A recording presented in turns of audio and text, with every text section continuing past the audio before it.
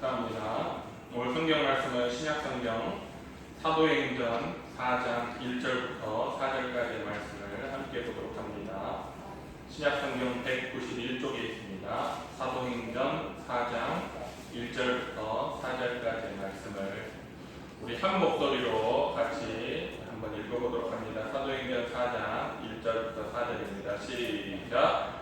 사도들이 백성에게 말할 때에 제사장들과 성전 맡은 자와 사두개인들이 이르러 예수 안에 죽은 자의 부활이 있다고 백성을 가르치고 전함을 실어하여 그들을 잡음에 날이 이미 저물었으므로 이튿날까지 가두었으나 말씀을 들은 사람 중에 믿는 자가 많으니 남자의 수가 약 5천이나 되었더라. 아멘. 오늘 지난 수요일에 이어서 두 번째 시간으로 부활, 산 소망이라는 제목으로 오늘 이 말씀을 함께 나누도록 합니다. 지난 수요일에 왜 부활이 복음의 핵심이라 했는지를 여러분은 기억하십니까? 복음의 기초는 여러분 예수님이 하나님의 아들이라는 사실이에요. 이 사실이 부정되거나 무너진다면 이 땅에는 복음이 없습니다. 예수님이 하나님이라는 아들, 하나님의 아들이라는 이 사실이 그러면 무엇으로 증명되느냐? 예수님이 죽었다가 3일 만에 다시 부활하신 이 사건으로 증명되었기 때문에 이 부활이 복음의 핵심 중에 하나다라고 말씀을 드렸습니다. 사도들이 부활을 힘써 전한 이유는요, 부활만큼 이 복음의 확실한 증거가 없기 때문이에요. 그래서 지난 시간에 이어서 오늘 두 가지를 더 말씀드리고 이 부활에 대한 설교를 마무리하려고 합니다. 여러분은 복음이 뭐라고 생각합니까? 복음. 침례 요한이 어느 날 갈릴리 호숫가에서 예수님을 보면서 이런 말을 했습니다. 세상 죄를 지고 가는 하나님의 어린 양을 보라 하셨어요. 예수님을 가리켜서 세상 죄를 지고 가는 하나님의 어린 양을 보라. 여러분 예수님께서 우리 죄를 대신 짊어지시고 십자가의 죽으심으로 우리의 죄값을 치렀다는 것, 여러분 이것이 복음의 핵심 내용이에요. 죄의 용서가 복음의 핵심 내용입니다. 여러분 믿습니까? 물론 복음이 단지 죄의 용서만을 의미하지는 않아요. 그러나 이 죄의 용서를 빼놓고는 어떤 복음도 성립되지 않습니다. 복음의 핵심, 기초 중의 기초는 예수님께서 우리 죄를 대신하여 십자가에 죽으심으로 저와 여러분의 죄, 예수님을 믿는 온 교회와 성도들의 죄가 용서받았다 하는 것이 여러분 복음의 핵심입니다. 이 사실을 가장 잘 증명하는 것 또한 여러분 부활이에요. 예를 들면 이렇습니다. 사람이 죄를 짓고 감옥에 갔어요. 감옥에 가면 여러분 언제 감옥에서 풀려납니까? 감옥에 가면 죄값을 다 치러야만 여러분 감옥에서 풀려나잖아요. 마찬가지로 예수님께서 우리 죄를 대신 짊어지시고 십자가에 죽으셨고 그 죽으신 예수님께서 다시 살아나셨다는 것은 우리 죄값을 예수님이 다 치렀다는 증거예요. 말하자면 마치 죄수가 죄값을 다 치르고 감옥에서 나온 것처럼 예수님께서 우리의 죄값을 다 치르고 사망에서 부활하신 거예요. 사망이라고 하는 감옥에서 나오신 것입니다. 그 결과가 뭐냐면 여러분 이 모든 인간의 죄에 대한 심판주, 재판장이 누구세요? 하나님이시죠. 예수님 부활의 결과가 뭐냐? 재판장이신 하나님께서 다시는 우리에게 우리의 죄를 묻지 않습니다. 세상 법에도 일사부재의 원칙이라는 게 있어요. 뭐냐면 같은 죄로 두 번 재판을 받거나 똑같은 죄로 다시 형벌을 받지 않는다는 의미예요. 한 번 죄의 값을 치르면 그것으로 그 죄는 끝난 거예요. 다시는 그것에 대해서 되묻지 않는다는 것이 일사부재의 원칙입니다. 그래서 예수님이 부활하심으로 우리의 죄값을 다 치르셨기 때문에 복음은 우리에게 너희 죄가 용서받았다라고 이렇게 선언하는 거예요. 아무 이유 없이 여러분 죄를 용서해 주겠습니까? 하나님께서 예수님께서 죄값을 다 치르셨기 때문에 우리의 죄가 용서받았다고 선언되는 것입니다. 그런데 여러분 여기서 중요한 사실이 한 가지 있어요. 뭐냐면 이 방법, 예수님께서 우리 죄를 대신해서 십자가에 죽으심으로 우리 죄가 용서받게 되는 이 방법을 하나님께서 인정하셨다는 거예요. 만일 여러분 이 방법을 하나님께서 인정하시지 않는다면 어떻게 될까요? 예수님이 아무리 십자가에서 한 번이 아니라 10번, 100번을 죽어도 여러분 우리의 죄를 용서받을 수가 없습니다. 여러분 재판장이 인정해 주지 않는 대속은요 효력이 없어요. 어떤 아들이 도둑질을 해서 감옥에 살게 됐는데요. 아빠가 제가 대신 살겠습니다. 제 아들 풀어주세요. 제가 대신 그 죄값을 치르겠습니다. 하면 재판장이 그걸 기뻐하는 게 아니라요. 잘못하면 이 법질서를 어지럽겠다 하는 죄로 오히려 중과 처벌될 수 있어요. 그런데 여기 은혜가 있는 것이죠. 뭐냐? 죄인을 대신해서 예수님께서 죄값을 치르는 이 방법을 누가 이걸 정해 놓으셨냐면 바로 재판장이신 하나님 아버지가 정해주셨어요. 은혜로 정하신 거예요. 이사야 선지자가 이렇게 얘기했습니다. 여호와께서 우리 모두의 죄악을 그에게 감당시키셨도다. 또 사도 바울은 이랬어요.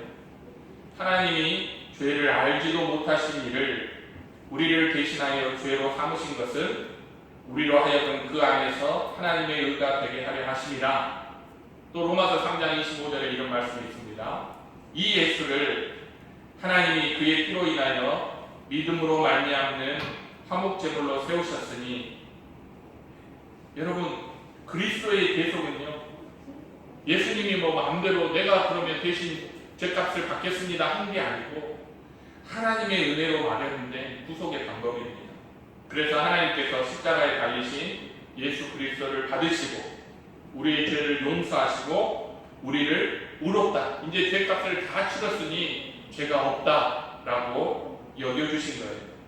여러분 그 강력한 증거가 바로 부활입니다. 그래서 바울은 부활이었다면 우리의 믿음도 헛것이라고 얘기를 했어요. 그리스도께서 만일 다시 살지 못하셨으면 우리의 전파하는 것도 헛것이요 또 너희의 믿음도 헛것이며 너희가 여전히 죄 가운데 있을 것이요 그랬어요. 여러분 예수님께서 부활하셨기 때문에 우리는 당당히 외칠 수 있습니다.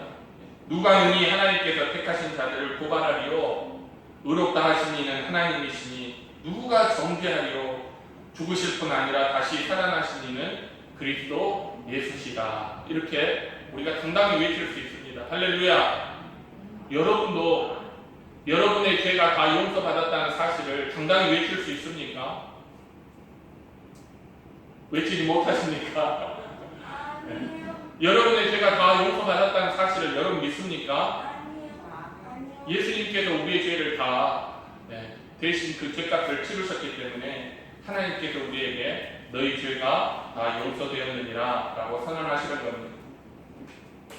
만일 여러분 예수님의 부활이었다면 내 죄값을 내가 치러야 합니다. 예전에 그런 사람이 있었어요. 예수 천당 불신 지옥 했더니 지나가면서 차라리 지옥을 가고 말지 하는 사람이 있었어요. 내 마음대로 세상 살다가 내 마음대로 내 하고 싶은 대로 살다가 차라리 지옥 가면 되지. 여러분 그거 함부로 말할 게 아니에요. 성경은 죄의 값이 사망이라고 말합니다. 이때 사망은요 단지 우리 육신이 죽는 걸 의미하는 게 아니에요. 영원한 사망, 영적인 사망. 쉽게 말하면 그 죄 때문에 우리가 영원토록 지옥에서 형벌받는 것을 의미합니다. 여러분 지옥이 어떤 곳이에요? 예수님께서 지옥에 대해서 뭐라고 했냐면 만일 네 눈이 죄를 범하면 그 눈을 하나 뽑아버려라. 만일 네 손이 죄를 범하면 그 손 하나를 찍어버려라.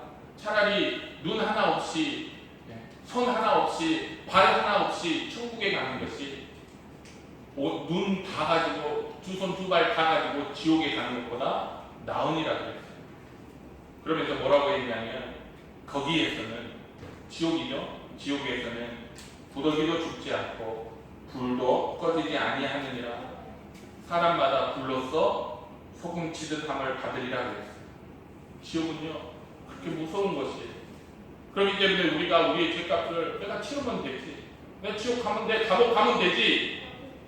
요즘 범죄, 강력 범죄가 늘어나는 이유가 그것 중에 하나예요. 내가 저놈 죽이고 감옥 가면 되지. 우리나라 감옥이 좋아서요. 여러분, 지옥에는요, 이 지옥이라는 것은 절대 우리 인간이 가서는 안 되는 곳이에요. 그래서 예수님께서 우리의 죄값을 치러주신 것에 대해서 우리가 참으로 다행으로 감사함으로 여겨야 될 줄로 믿습니다. 또 왜 부활이 복음의 핵심인가? 세 번째로, 부활은 우리의 미래예요. 미래. 복음은 단지 죄의 용서에 대한 것이 아닙니다. 복음은 칭이나 우리가 의롭게 되는 것만 말하는 게 아니에요. 복음은 그것보다 훨씬 커요. 그 사실을 바로 예수님의 부활이 보여줍니다. 바울이 고린도후서 3장 18절에서 이런 말을 했어요. 우리가 다 그와 같은 형상으로 변화하여 영광에서 영광에 이르니 라고 그랬습니다. 그 말은요, 우리가 다 주님을 닮아간다는 의미입니다. 왜냐? 부활을 통해서 여러분, 예수님이 우리의 대표가 되셨어요. 우리의 대표자. 아담이, 여러분, 우리가 인간이 태어나는 즉시 아담에게 속해요. 아담이 인류의 대표이기 때문에 그래요. 그래서 아담에게 속하면 뭘 물려받느냐? 죄에 대한 책임을 다 물려받습니다. 그것처럼 우리가 예수님을 믿고 거듭나는 순간 우리는 예수님 안에 풍성한 은혜와 영광을 우리가 다 물려받아요. 왜냐? 예수님이 우리의 머리가 되시고 우리의 대표가 되시기 때문입니다. 그게 어떤 것을 통해서 일어나냐면 바로 부활을 통해서 일어나요. 예수님의 부활을 통해서 예수님은 우리의 머리가 되시고 우리는 그의 몸이 되었어요. 그래서 부활하신 예수님을 보면 우리도 주님과 같이 되겠구나 하는 것을 알 수 있습니다. 부활하신 예수님을 한번 볼까요? 첫 번째로 예수님은 사망 권세를 이기시고 원수 마귀를 물리치셨어요. 그 몸된 교회와 성도들도 예수님과 똑같이 사망 권세를 이기시고 원수 마귀를 물리치게 되는 줄로 믿습니다. 아멘입니까? 여러분, 교회를 보면 무엇이 보이세요? 여러분, 교회를 보면 보통 사람들은 교회를 보면 건물을 보고 그 교회에 다니는 사람들을 보고 그 교회의 어떤 크기를 볼 수 있어요. 그러나 우리 그리스도인들은, 이 사실을 아는 그리스도인들은요, 부활을 통해서 우리가 주님을 닮아간다는 이 사실을 아는 우리 그리스도인들은 교회를 볼 때 사망 권세를 이긴 교회가 보여요. 여러분, 보이십니까? 성도들을 볼 때 저 사람 옷을 어떤 거 입었구나, 차를 어떤 거 타구나, 저 사람 직장이 어떤 것이구나 라고 하는 것을 보는 게 아니라 사망 권세를 이긴 그리스도인이 보여야 합니다. 성도들을 볼 때 사망 권세를 이기고 원수 마귀를 이기고 승리한 성도가 우리들의 눈에 보여야 되는 거예요. 여러분, 그게 바로 영적인 눈이에요. 우리 가끔 영적인 눈 하면요, 이상한 생각을 해요. 이상한 세계를 보는 그런 게 아니라, 영적인 눈이라는 것은 성도들의 영적인 위치, 성도들의 영적인 특권, 성도들이 누리고 있는 영적인 복락, 이것을 볼 수 있는 눈을 영적인 눈이라고 해요. 여러분, 이상한 귀신을 보는 것은요, 무당이 가진 눈이고 그것은 영적인 눈이 아니에요. 성경이 말하는 영적인 눈은 우리 성도들의 영적인 위치, 우리가 사망 권세를 이겼고 원수 마귀를 이겼다고 하는 이 성도들의 위치, 예수 그리스도 안에서 무한한 은혜와 복을 누리는 이 성도들의 복락을 볼 수 있는 그런 눈이 영적인 눈이에요.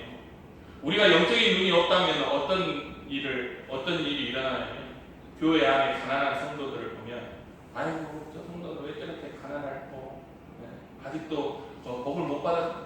이게 육체적인 눈이에요. 그러나 우리가 영적인 눈을 보면 그 사람의 재산에 많고 적음, 지식에 많고 적음이 아니라, 그런 것을 보는 것이 아니라, 그런 것과 상관없이 하나님으로부터 큰 은혜를 받은 성도구나, 하나님께서 사랑하시는 성도구나, 하나님으로부터 이 세상을 이길 수 있는 믿음을 받은 성도구나 하는 그게 보이는 거예요. 아멘입니까? 그래서 교회 안에서 나 잘났다, 너 못났다 하는 성도들은 영적인 눈이 없는 사람들이 그래요. 그러나 우리가 올바른 영적인 눈을 가졌다면 모든 성도들을 귀하게 여기고 존경하고 사랑하고 존중할 수 있게 되는 것이지. 우리 모든 교회가 그와 같은 영적인 눈이 열릴 수 있기를 주님의 이름으로 축원합니다. 또 부활하신 예수님을 보면 무엇이 보이냐면 영화롭게 되신 예수님이 보여요. 여러분, 예수님께서 부활하시기 이전과 이후는 다릅니다. 완전히 달라요. 예수님께서 부활하신 이후에 예수님을 만난 제자들은요, 얼른 예수님을 알아보지 못했어요. 왜냐하면 예수님께서 이미 영화롭게 되셨기 때문이에요. 그의 육체는 더 이상 못에 찔리고 가시에 상하는 그런 육체가 아니었습니다. 예수님이 부활하신 그 육체는요, 어떤 벽이든 어떤 장애물든 예수님을 가로막을 수 없어요. 예수님이 가고자 하면 가는 거예요. 벽을 뚫고도 벽을 그냥 지나서 가시는 분이 예수님이셨어요. 또 예수님은 언제든지 제자들 앞에 원하는 때, 필요할 때 제자들 앞에 나타나실 수 있었고, 또 언제든지 그 제자들 앞에서 사라지실 수 있었어요.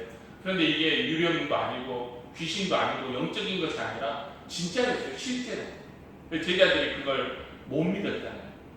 귀신인가? 이렇게 생각했을 때 예수님이 어떻게 하셨어요? 제자들에게 얘들아 먹을 것이 좀 없냐?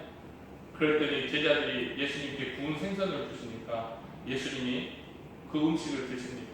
그러면서 예수님이 뭐라고 하냐면 내 손과 발을 보고 나인 줄 알라. 또 나를 만져보라. 영은 살과 뼈가 없으되 너희 보는 바와 같이 나는 있느니라. 이 말씀을 하시고 손과 발을 보이시나 그들이 너무 기쁨으로 아직도 믿지 못하고 놀랍게 여길 때 이르시되 여기 무슨 먹을 것이 있느냐 하시니 이에 구운 생선 한 토막을 드리니 받으사 그 앞에서 잡수시니라. 예수님께서 음식을 드심으로 영화롭게 된 몸, 나는 너희가 생각하는 것처럼 유령이나 귀신이 아니라 영화롭게 된 그런 몸을 입었다 하는 것을 제자들에게 보여주셨습니다. 여러분, 이것이 우리의 미래예요. 예수님의 부활이 우리의 미래입니다. 영화롭게 되는 것.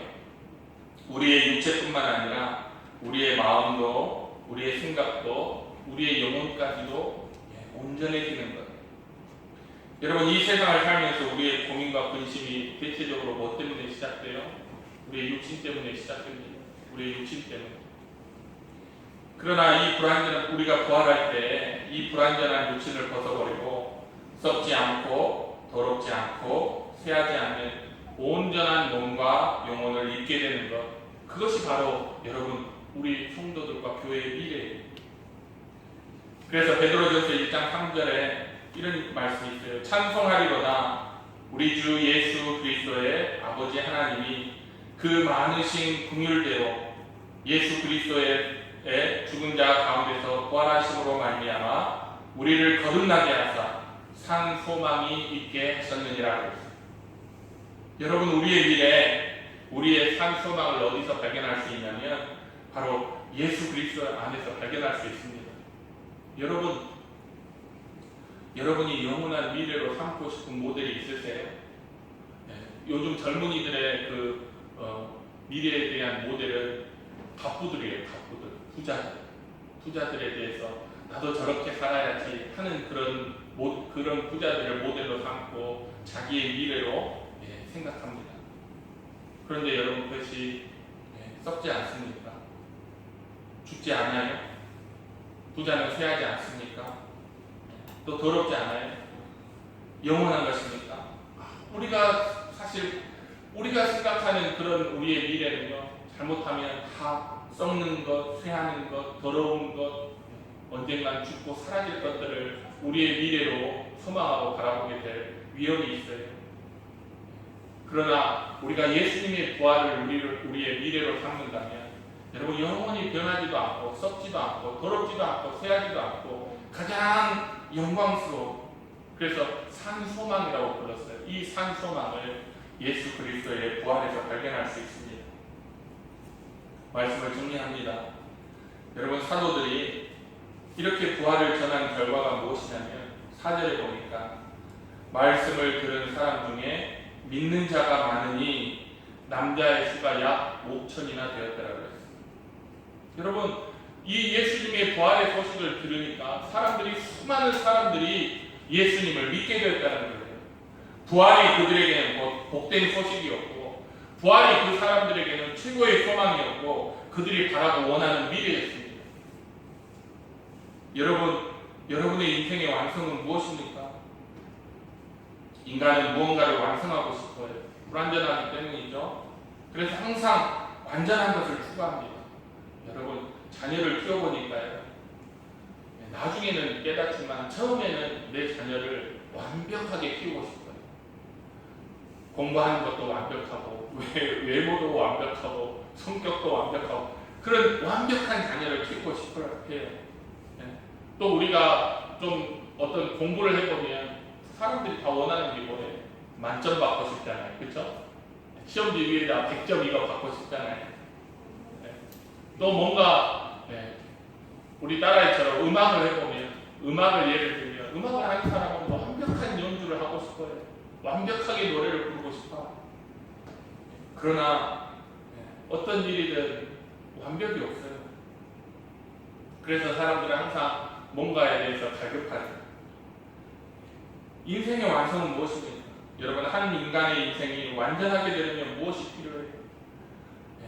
예수 그리스도를 믿고 부활에 참여하는 것이 모든 인간의 인생의 완성입니다. 그것보다 더 완전한 인생이 없어요. 우리 사람들의 인생의 승패를 좌우하는 것, 그 모든 승패를 좌우하는 것이 바로 부활입니다. 인간의 근본적인 필요, 인간의 모든 소망이 다른 데 있는 것이 아니라 부활에 있습니다. 그래서 바울이 이런 말을 했어요. 만일 그리스도 안에서 우리가 바라는 것이 다만 이 세상의 삶뿐이면 모든 사람 가운데 우리가 더욱 불쌍한 자, 그러나 이제 그리스도께서 죽은 자 가운데서 다시 살아나사 잠자는 자들의 첫 열매가 되셨도다 그랬습니다. 할렐루야. 부활이 우리의 완성이에요. 부활이 우리 인생의 완성이란 말이에요. 우리가 꿈꾸고 있는 부활이 아닌 우리가 꿈꾸고 있는 세상적인 모든 것은요, 완성이 없어요. 항상 불안정해요. 그래서 그 안에는 항상 결핍이 있고, 결핍이 있기 때문에 그 안에 고통을 느낄 수밖에 없어요. 그러나 우리가 부활의 소망을 둔다면 그것이 우리 인생의 완성을 가져다주고, 우리가 그 안에서 만족하고 하나님 앞에 감사하고 찬양할 수 있게 되는 것입니다. 우리 온 교회와 성도들이 이 부활을 통해서 부활의 기쁨, 부활의 산 소망이 교회와 성도들의 삶 속에 충만하게 되시기를 주님의 이름으로 축원합니다. 기도하겠습니다. 하나님 아버지, 우리에게 우리의 눈을 열고 우리의 마음을 열어서 예수 그리스도의 부활을 나의 부활로 삼을 수 있는 그런 믿음을 주여 허락하여 주옵소서. 우리가 부활 안에서 꿈을 꾸고 부활 안에서 기뻐하며 부활을 통해서 우리의 완성, 우리 삶의 완성을, 인생의 완성을 소망하고 꿈꾸며 믿음으로 나아갈 수 있는 모든 교회와 성도들이 다 될 수 있도록 주님 축복하여 주시옵소서. 부활을 통한 온전한 삶, 부활을 통해서 부족함이 채워지는 삶이 우리 교회와 성도들의 삶 속에 충만하게 되도록 주님 역사하시고 인도하여 주옵소서. 감사드리며 예수님의 이름으로